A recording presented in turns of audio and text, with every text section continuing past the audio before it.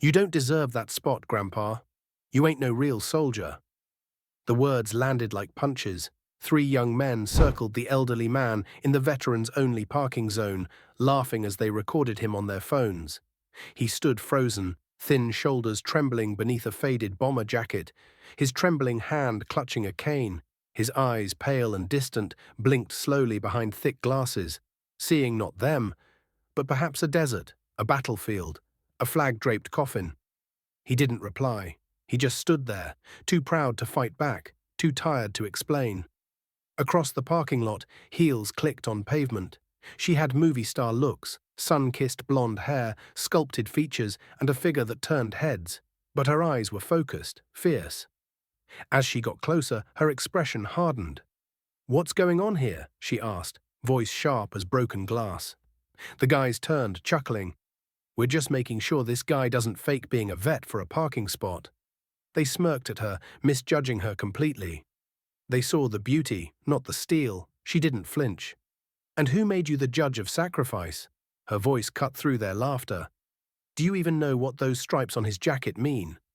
They rolled their eyes. One stepped forward. "Relax, Barbie. Go back to your shopping."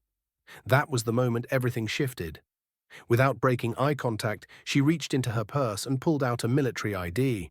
Her thumb rested firmly on the name. Captain Elena Monroe, USMC, retired. Their faces changed instantly, mockery replaced by panic. "I did 2 tours in Kandahar," she continued. "I've seen men like him carry brothers out of burning Humvees. I've watched them bleed for the flag you use as a fashion statement."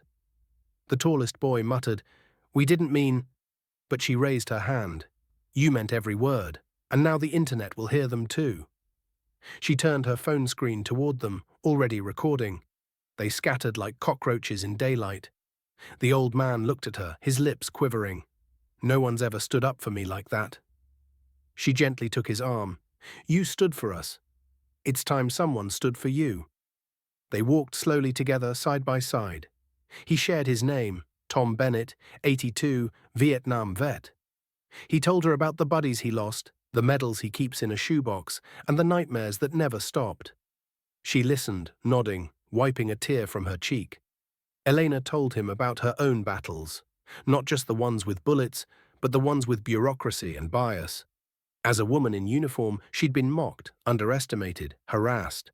She knew what it meant to fight just to be seen. That's why she knew she couldn't just stand by.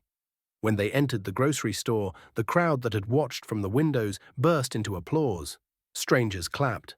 A kid saluted. An employee offered to carry Tom's groceries. For a moment, justice felt real. Respect had been reclaimed.